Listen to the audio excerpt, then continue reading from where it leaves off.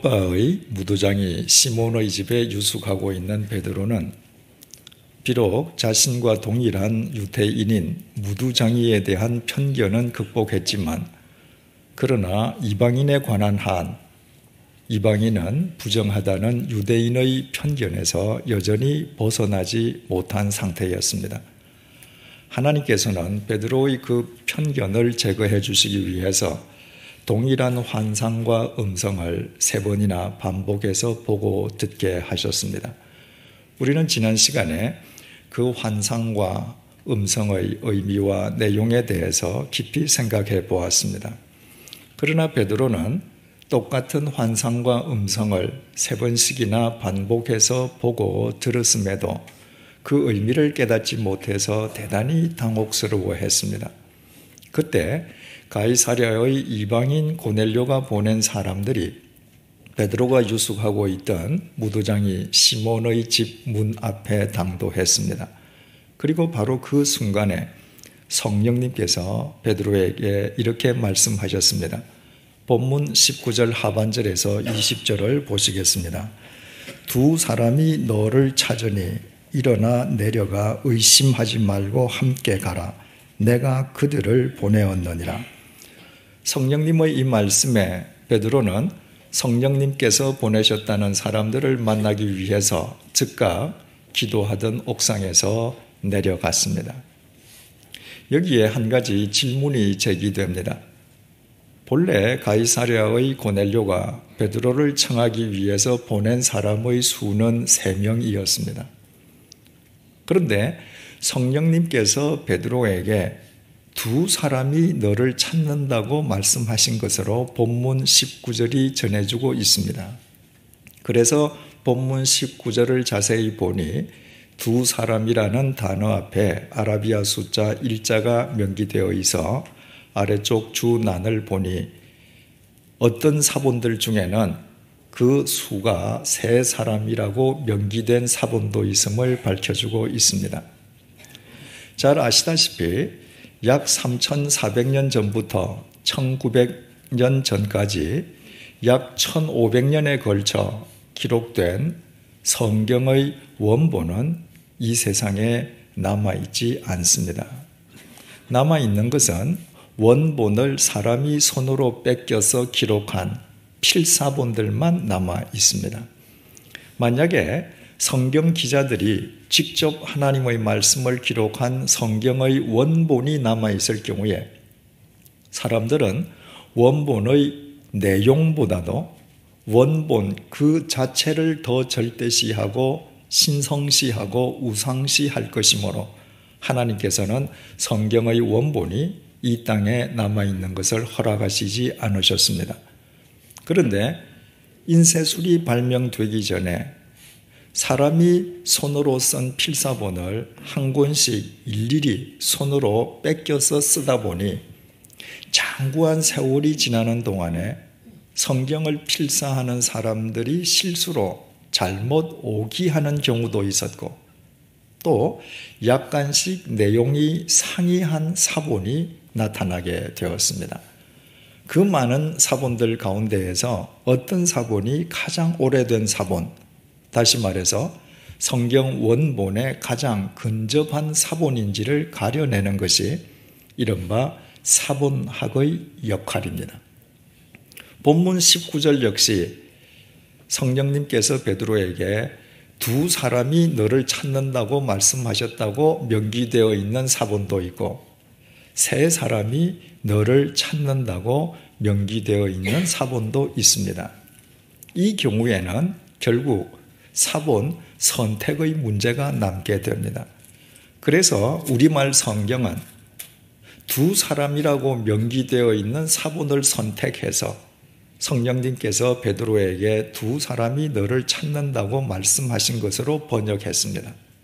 하지만 영어 NIV 성경은 3사람이라고 명기된 사본을 선택해서 3사람이 너를 찾는다고 성령님께서 말씀하신 것으로 번역되어 있습니다.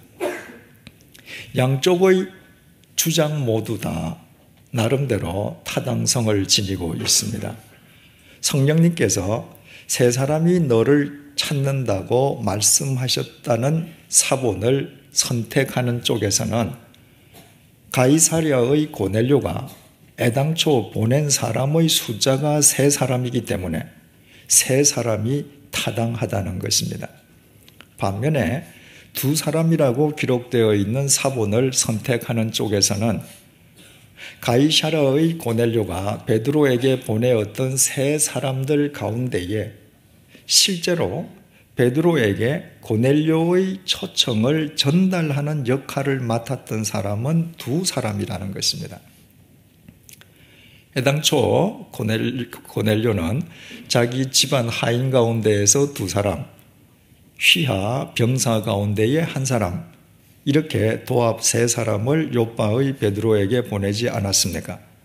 따라서 베드로의 집안 하인 두 사람이 베드로에게 고넬료의 초청 내용을 전달하는 역할을 맡았고, 고넬료에게 소속되어 있던 병사는 오고 가는 길에 그 두 사람을 보호해 주는 역할을 맡았다는 것입니다.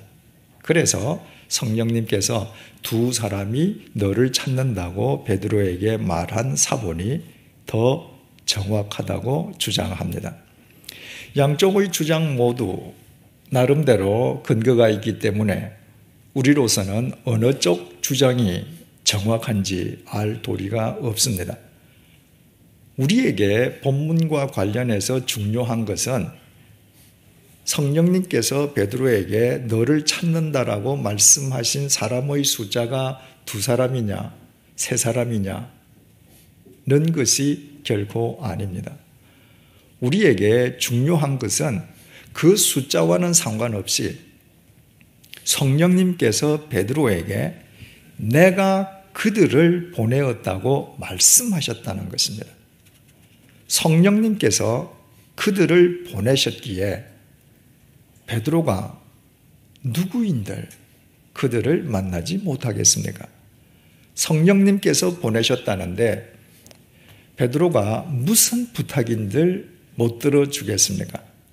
아니, 성령님께서 보내셨다고 하니 그들이 누구인들 베드로는 반드시 만나야만 했고, 그들이 무슨 부탁을 하든 반드시 수락해야만 했습니다. 그래서 베드로가 그들에게 무슨 까닭으로 자신을 찾아왔는지 그 연유를 물었습니다. 이에 대한 그들의 대답은 본문 22절이 전해주고 있습니다. 그들이 대답하되 백부장 고넬료는 의인이요 하나님을 경외하는 사람이라 온 유대 족속이 칭찬하더니 그가 거룩한 천사의 지시를 받아 당신을 그 집으로 청하여 말을 들으려 하느니라 한데, 고넬료가 보낸 사람들은 베드로에게 단순히 가이사랴에 주둔하고 있는 백부장 고넬료의 명을 받아 당신을 초청하러 왔다라고 공식적으로만 이야기할 수도 있었습니다. 그런데 그들은 먼저 베드로에게 고넬료가 어떤 사람인지를 설명했습니다. 그 내용은 네 가지였습니다.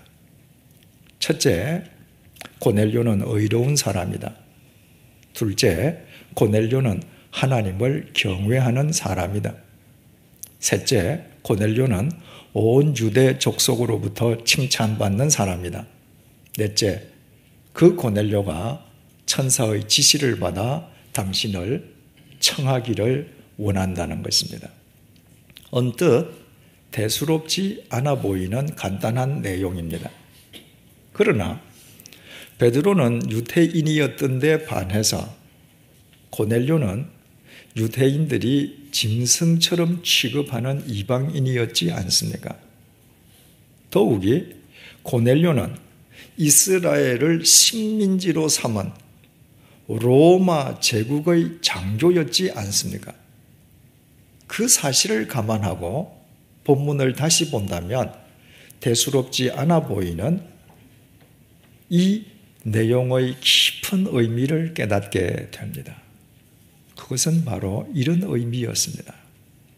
첫째, 고넬료는 식민지 주둔군 장교이면서도 다른 군인들과는 달리 의로운 사람입니다.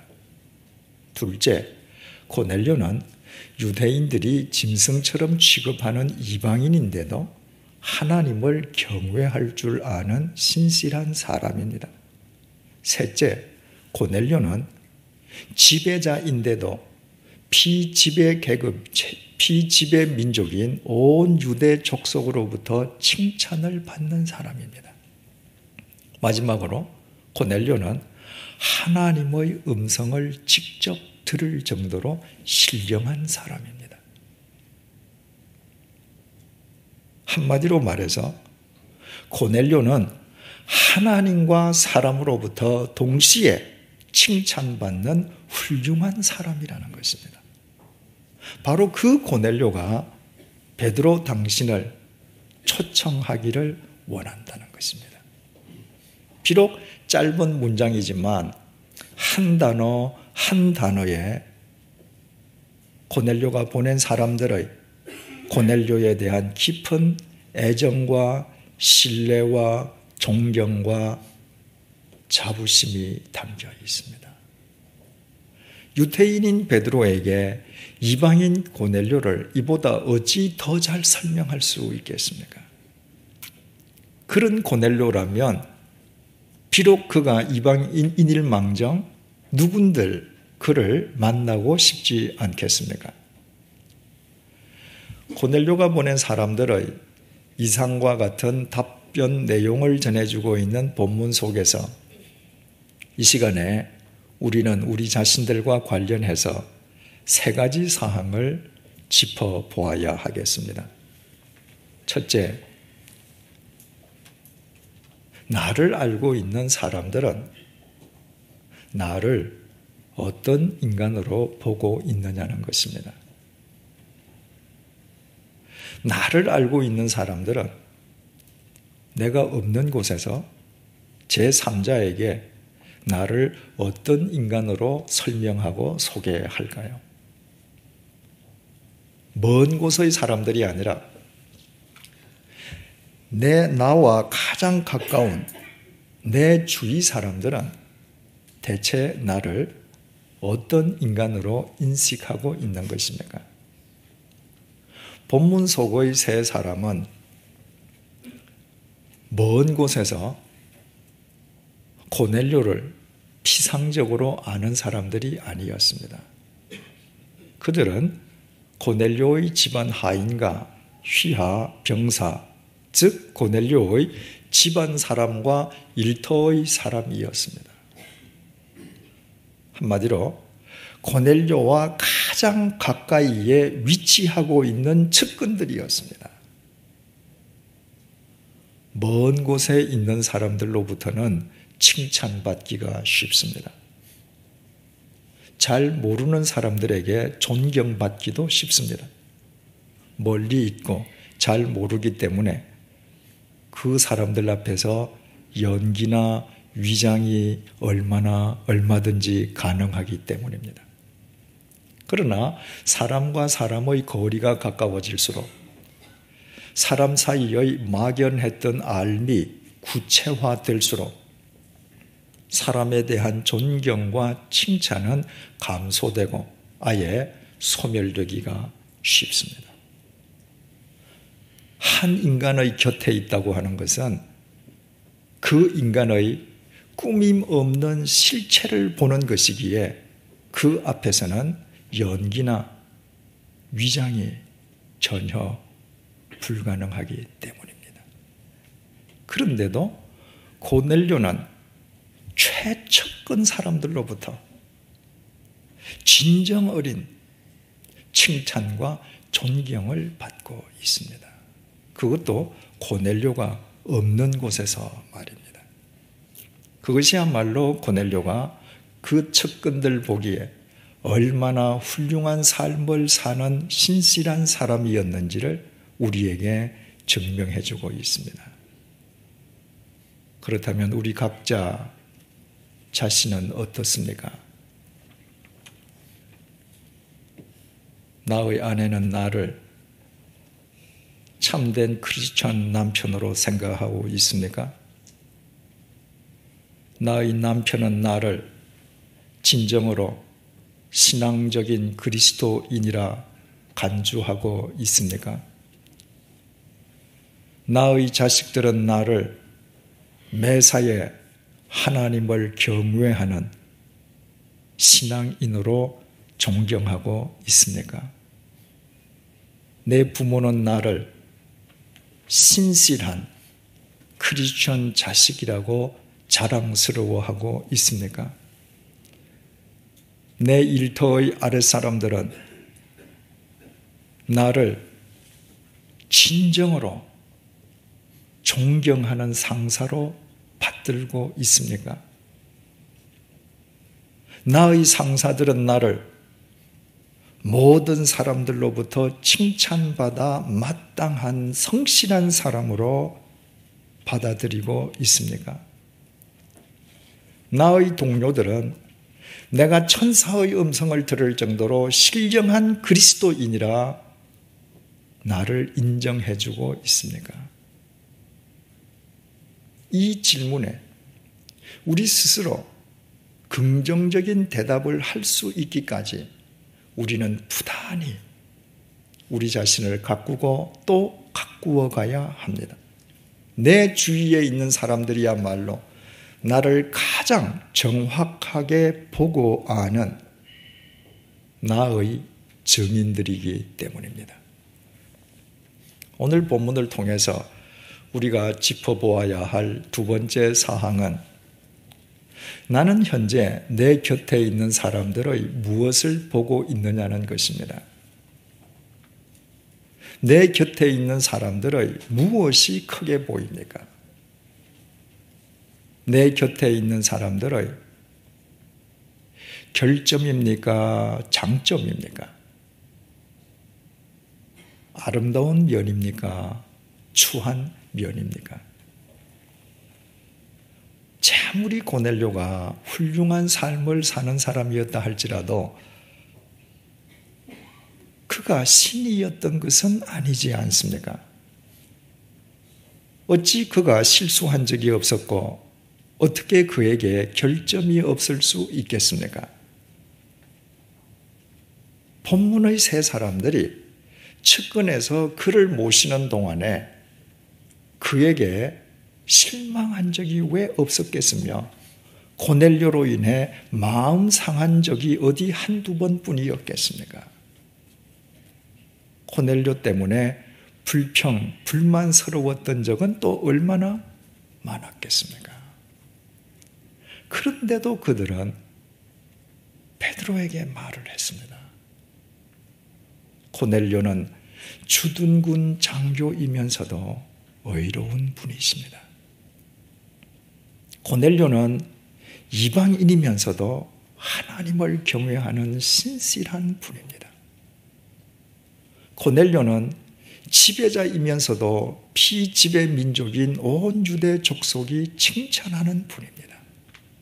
고넬료는 천사의 음성을 들을 정도로 신령한 분입니다. 그들의 말 어디에도 고넬료의 흠을 시사하거나 빈정거리는 의도를 눈꼽만큼도 찾아볼 수 없습니다. 그들은 오직 고넬료에 대한 덕담으로만 일관하고 있습니다. 그것도 온 지성을 다해서 말입니다. 우리는 4주 전에 본문 속의 세 사람들이 경건한 사람이었다는 사실에 대해 생각해 본 적이 있습니다. 따라서 우리는 여기에서 경건한 사람들의 특징을 발견하게 됩니다. 경건한 사람들은 사람의 결점과 추함보다도 사람의 장점과 아름다움을 더 크게 보는 사람입니다.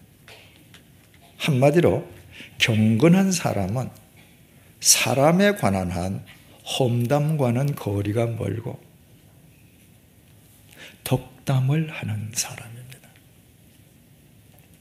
사람은 누구든지 자기 마음속에 들어있는 것을 안경으로 삼아서 다른 사람을 바라보고 평가하게 됩니다. 그 마음속에 추한 것이 들어있는 사람은 추한 것을 안경 삼아 사람의 추한 면과 결점만을 확대해서 봅니다. 마음속에 아름다운 것이 들어있는 사람의 시선은 자기의 아름다움을 안경 삼아 다른 사람의 아름다움에만 초점이 맞추어지게 됩니다.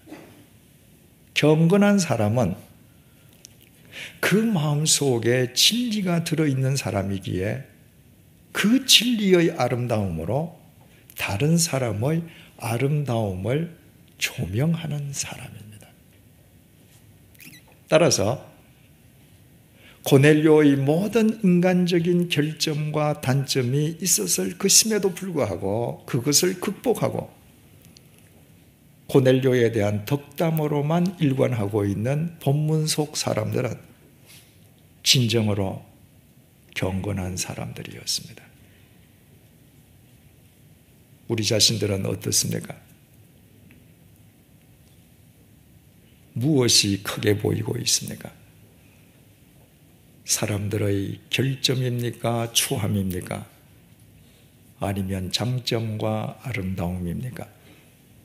하루 종일 우리의 입에서 발해지는 말들 가운데에 사람에 대한 비난의 말이 더 많습니까? 칭찬과 격려의 말이 더 많습니까? 한마디로 나는 험담의 사람입니까? 덕담의 사람입니까? 이 질문에 대한 해답은 어렵지 않게 찾을 수 있습니다. 지금까지 인생을 살아오면서 내게 다가왔던 그 수없이 많은 사람들 가운데에 지금 현재 몇 사람이나 내 주위에 남아있고 몇 사람과와 관계를 맺고 있는지 둘러보면 됩니다. 인간의 결점과 추함만을 확대해서 보는 사람들 주위에는 사람이 남지 않는 법입니다. 내가 지니고 있는 나의 소유나 직책으로 인함이 아니라 진정으로 나와 더불어 나와 함께 인생길을 가고파 하는 사람들이 내 주위에 몇 사람들이나 남아 있습니까?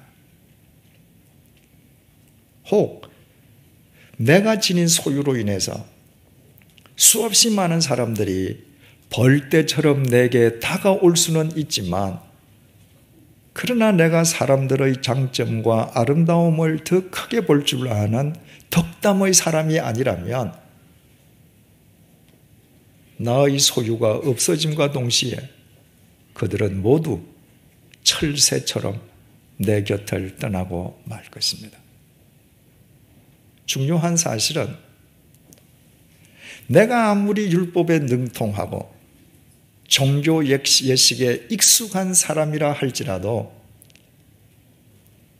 아름다움을 아름답게 볼 줄 아는 덕담의 사람이 되기 전까지 나는 경건한 그리스도인이 될 수는 없다는 것입니다. 오직 경건한 그리스도인만 사람을 살리는 주님의 도구로 쓰임받을 수 있을 것인즉 그 곁에 남아있기 원하는 사람이 도무지 없는 바에야 어떻게 그 사람이 사람을 살리고 섬기는 경건한 그리스도인이 될 수 있겠습니까? 본문 속에서 우리가 마지막으로 짚어보아야 할 사항은 내 삶 속에는 과연 감동이 있느냐는 것입니다. 본문 속의 세 사람은 요빠에 가서 베드로를 모셔오라는 고넬료의 명령을 수행하기 위해서 요기하는 시간과 최소한의 휴식 시간을 제외하고는 밤을 꼬박 새우며 요빠를 향해 걸어갔습니다. 그것은 고넬료가 그렇게 하라고 구체적으로 명령했기 때문이 아니었습니다. 그들은 길을 가다가 해가 진 뒤 주막에 들어가 편안히 잠을 자고 그 이튿날 밤 늦은 시각에 욥바에 당도해도 무방했습니다. 그렇지만 그들은 자신들의 상전인 고넬료의 명령을 단 한 시간이라도 더 빨리 수행하기 위해서 자발적으로 그렇게 했습니다. 그리고 베드로를 만나자마자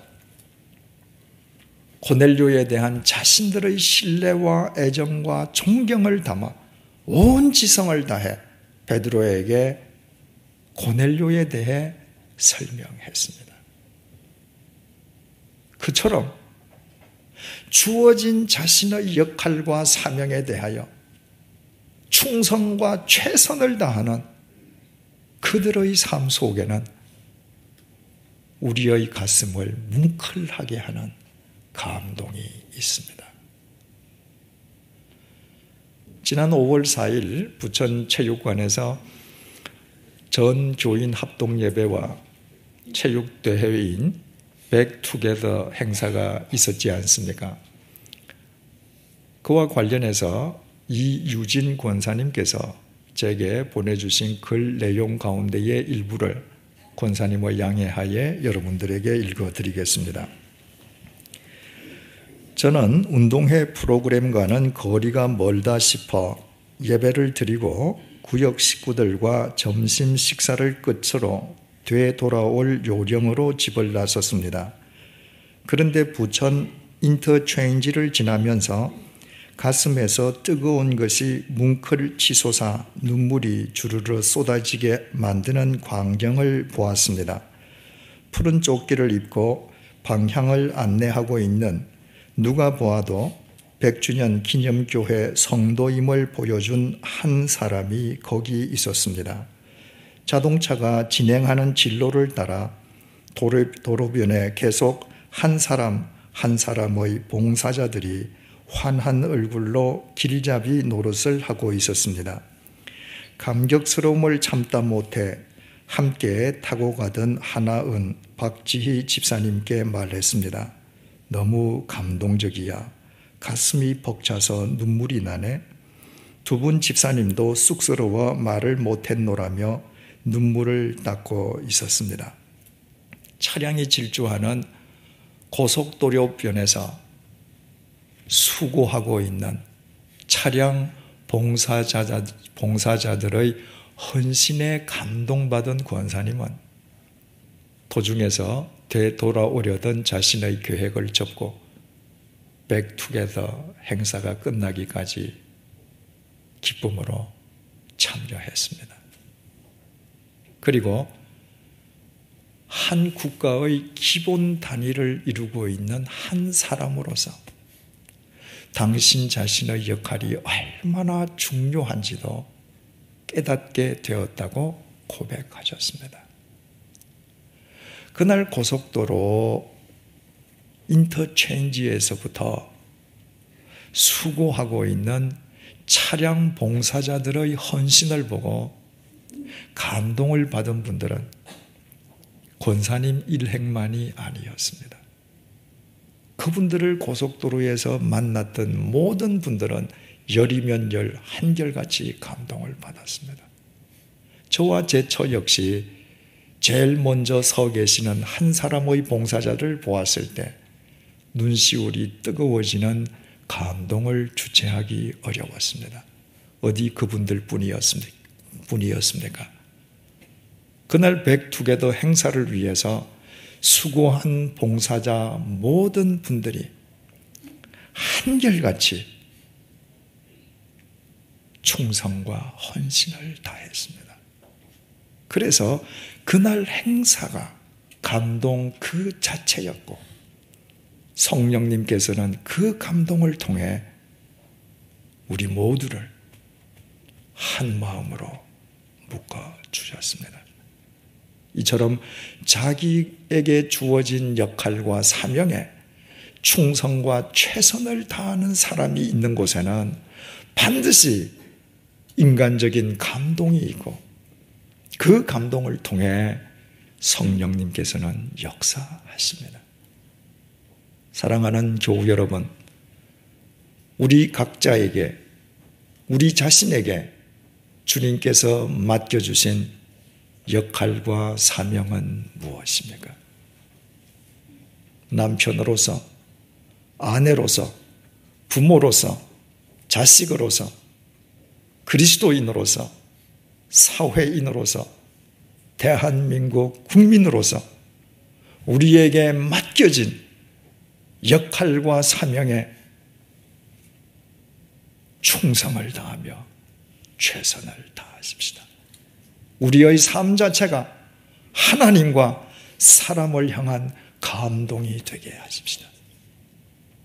그때 성령님께서 백투게더 행사, 봉사자 한 사람 한 사람의 감동적인 헌신을 통해 우리 모두를 한데 묶어 주셨듯이 성령님께서 본문 속 세 사람들의 감동적인 헌신을 통해 이방인에 대해 편견을 지니고 있던 베드로를 감동시켜 주시고 그 베드로를 통해 고넬료를 포함한 이방인들을 구원해내심으로 인류의 역사를 새롭게 하셨듯이 성령님께서는 주어진 역할에 최선을 다하는 우리를 통해 날로 분열되어가는 우리 사회를 통합시켜 주시고 문제투성이인 이 나라의 역사를 새롭게 해 주실 것입니다.